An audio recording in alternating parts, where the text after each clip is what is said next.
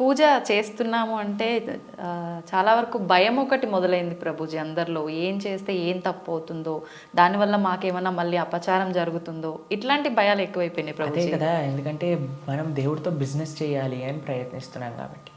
Business ట్రాన్సాక్షన్స్లో ఏదైనా తప్పు రాసామనుకోండి అయిపోయానంటే. Business ట్రాన్సాక్షన్స్లో ఏదైనా తప్పు చేసామనుకోండి, ఎందుకంటే వీడు ఏం ఆలోచిస్తున్నాడు, ఇప్పుడు నేను ఇది ఇలా చేస్తే దేవుడు నాకు అది అలా ఇవ్వాలి, అయ్యా నువ్వు నాకు ₹1,00,00,000 ఇస్తే నేను నీకు 10 కొబ్బరికాయలు కొడతాను. ఏంటి దేవుడు మీకు ₹1,00,00,000 ఇస్తే మీరు 10 కొబ్బరికాయలు కొడతారా దేవుడికి? ఎంత పెద్ద దానం ఇస్తున్నాడు చూడండి దేవుడికి. అసలు ఇలా తయారైపోయాం కదండి. మనకి ఏం అవసరం లేదు, ప్రేమ మనకు అవసరం లేదు భగవంతుడి పట్ల.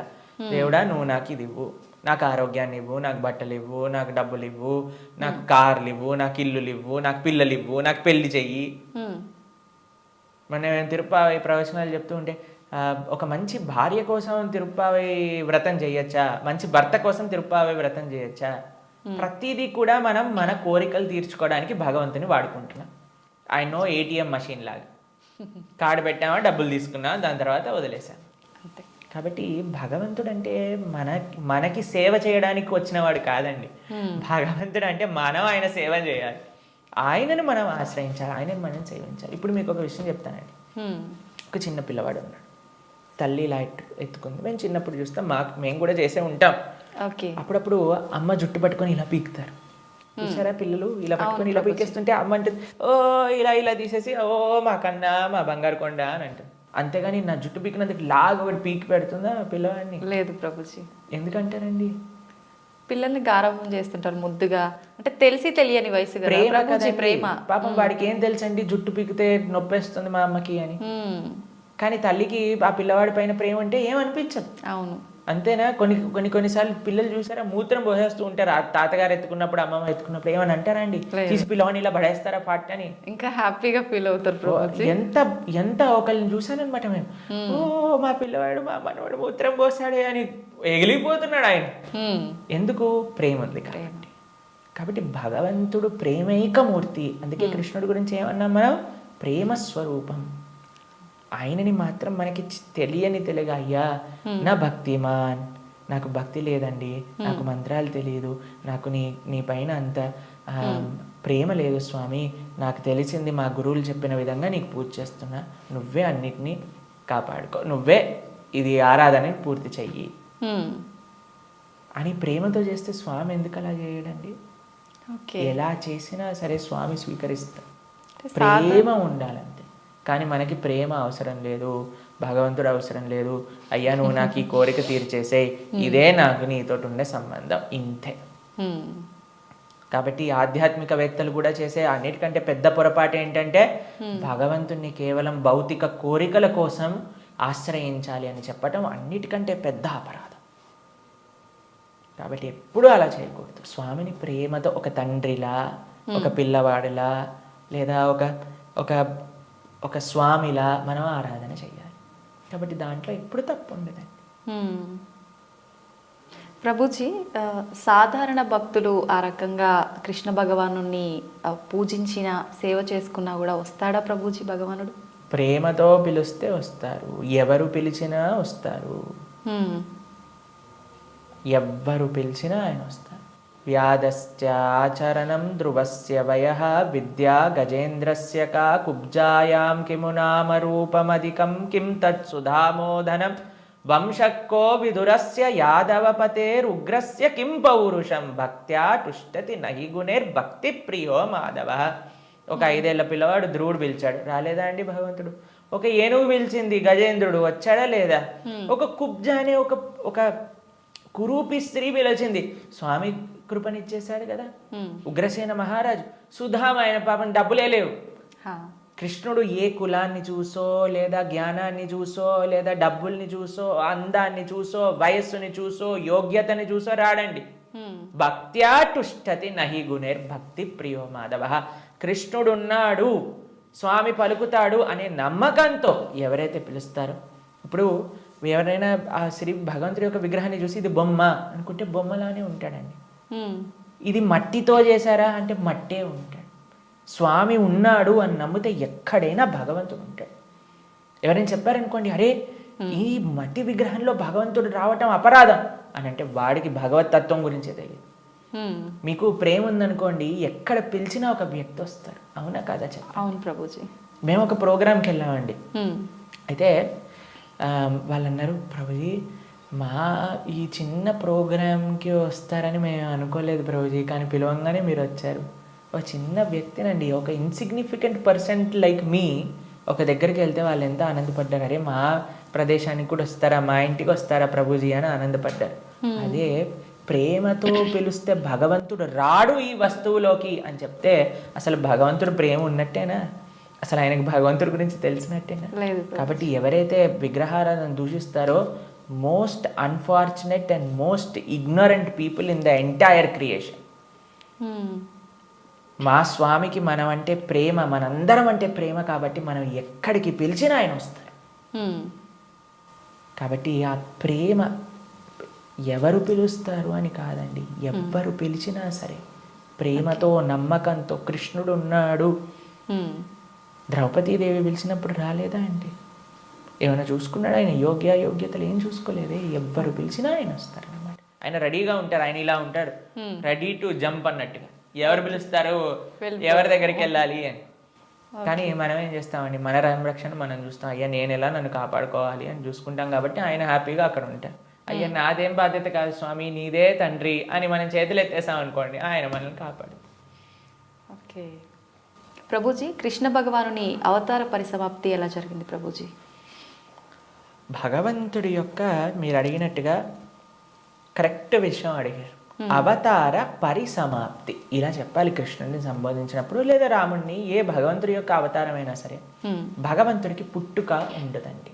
జన్మ కర్మచమే దివ్యం. భగవంతుడు ఏం చెప్పారు? ఆయనది దివ్యమైన జన్మ. దాన్ని మనం అవతారము అని అంటే. ఇప్పుడు మీరు ఎప్పుడైనా చెప్తారా, రోజు ప్రొద్దున పూట సూర్యుడు పుడతాడు, సాయంత్రం పూట చనిపోతాడు అని అంటారా? లేదు. ఏమంటాం మనం? సూర్యుడు ఉదయించాడు, అస్తమించాడు, అంతేనా? అవును ప్రభుజీ. భగవంతుడు కూడా ఉదయిస్తాడు, భగవంతుడు కూడా అస్తమిస్తాడు. సూర్యుడు అస్తమిస్తాడు అంటే పోయినట్టేనా? ఇంకా ఆయన నీకు కనిపించట్లేదు, కానీ ఇంకెక్కడ ఉన్నట్టే కదా. అవును. ఇప్పుడు మనకి ఇండియాలో సూర్యాస్తమయం అయిపోయింది అంటే ఇంకో దేశంలో సూర్యోదయం అవుతున్నట్టు కదా. కాబట్టి భగవంతుడు ఎప్పుడూ ఎల్లప్పుడూ కూడా ఆయనకి మరణము అనేది ఉండదు, జన్మ అనేది ఉండదు. ఆయన మన పైన కృపతో అవతారాన్ని స్వీకరిస్తారనమాట. ఓకే, మీకు ఒక విషయం చెప్తాను. కొంతమందికి మెమరీ లాస్ పేషెంట్స్ ఉంటారు. మెమరీ లాస్ పేషెంట్స్ దగ్గరికి ఏం చేస్తారంటే అండి, వాళ్ళకి ఇంతకు ముందు ఉండే మెమరీస్ని చూపిస్తారనమాట. వాళ్ళ పిల్లల్ని, లేదా వాళ్ళు చిన్నప్పుడు తీసిన ఫొటోస్ని, వాళ్ళు ఉన్న ఊర్లని, అవన్నీ ఇలా చూపిస్తూ ఉంటారనమాట. చూపిస్తూ ఉంటే కొన్నిసార్లు ఏదో ఒకటి వాళ్ళ బ్రెయిన్కి ఇలా క్లిక్ అయ్యి అప్పుడు వాళ్ళు గుర్తుపట్టడం ప్రారంభిస్తారనమాట. వాళ్ళు ఎక్స్టర్నల్ కాన్షియస్నెస్లోకి వస్తారు.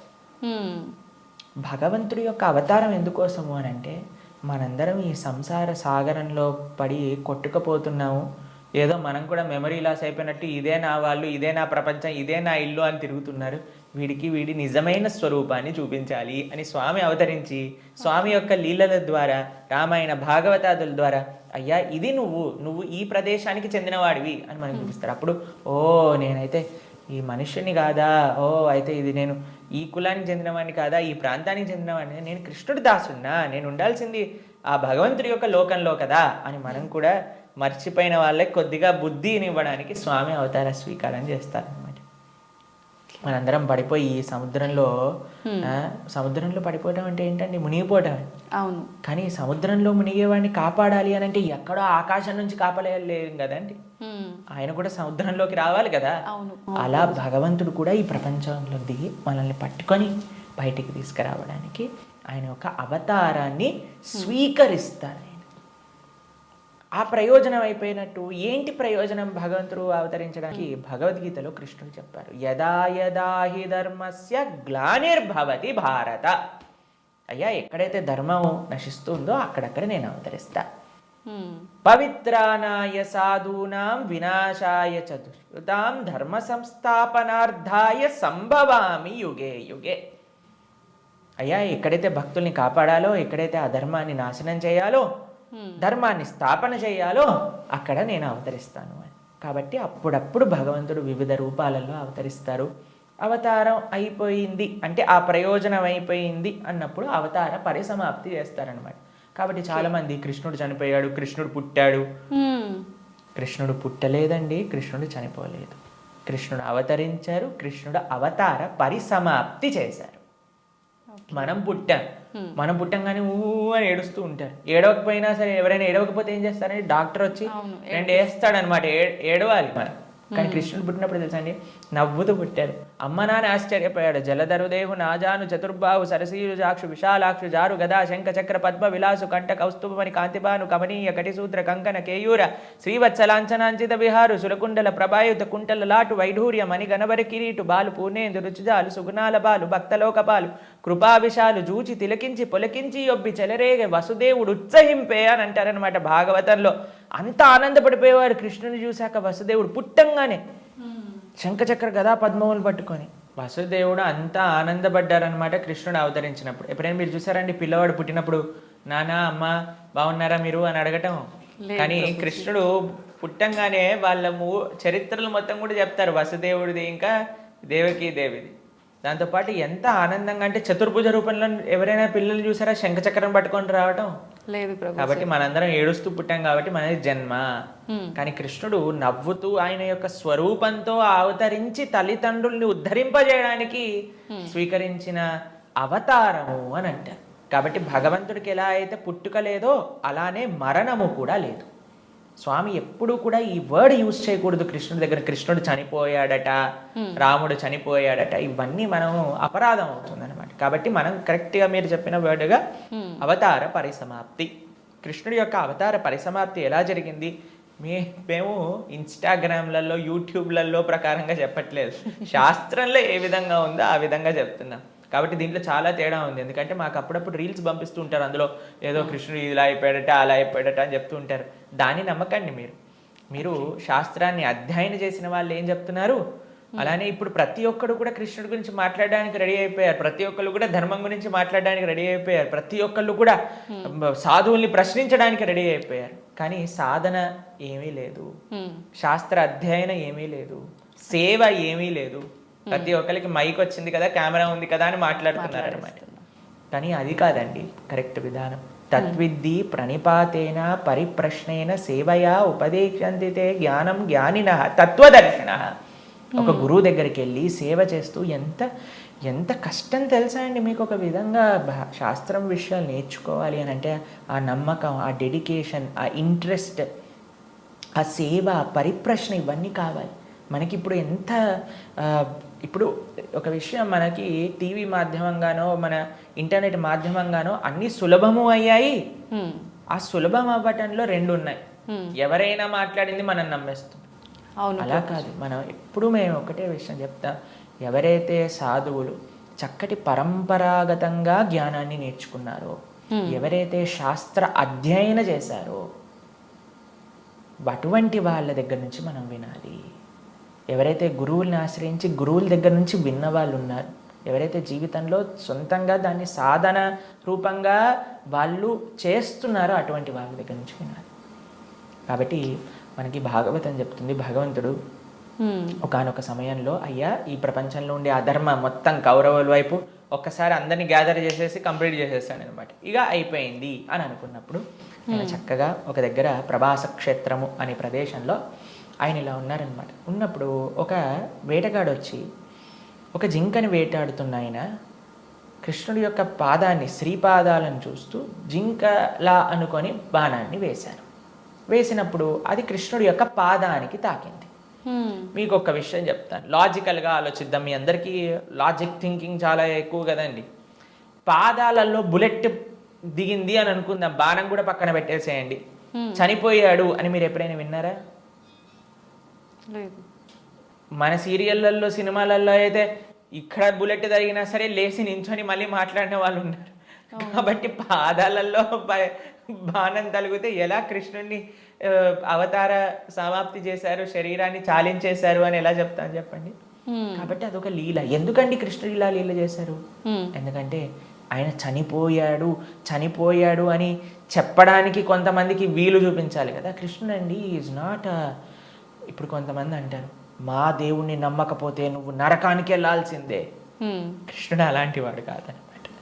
కాబట్టి అయ్యా, నువ్వు నన్ను నమ్ముకో, నేను నీకు కావాల్సినంత శ్రద్ధ, విశ్వాసం, భక్తినిస్తా. నువ్వు నన్ను నమ్మకు, నీకు కావాల్సినన్ని రీజన్స్ ఇస్తాను నన్ను నమ్మకపోవడానికి. కాబట్టి అటువంటి వాళ్ళకు ఒక రీజన్ ఇవ్వడానికి అనమాట. భక్తులకి భగవంతుడు అంటే ఎంత అపరిమితమైన ప్రేమ ఉంటుంది అని అంటే, స్వామి యొక్క అవతార పరిసమాప్తి గురించి ఎందుకంటే స్వామి యొక్క ఈ ప్రపంచంలో ఇలా ఉన్న, స్వామి అక్కడ ఉన్న భక్తులకు ఒకటే. అప్పుడు జరా అనేవాడికి ఏం చెప్పారు, అయ్యా తప్పైపోయింది స్వామి, నీ శ్రీపాదానికి నేను బాణం వేసా అంటే, ఏం కంగారు పడకు, నువ్వు వైకుంఠానికి వెళ్ళిపో అంటే ఆయన ప్రదక్షిణ చేసి ఆయన వైకుంఠానికి వెళ్ళిపోతాడు బాణం వేసినోడు. కానీ బాణం తలిగిన వాడేమో చనిపోయాడు, శరీరాన్ని విడిచిపెట్టేశారు. ఒకళ్ళు చెప్తున్నారు కృష్ణుడు నరకంలో ఉన్నాడట. ఏంటండి, బాణం వేసిన వాడిని వైకుంఠానికి పంపించి ఈయనెందుకు నరకానికి వెళ్తారు చెప్పండి.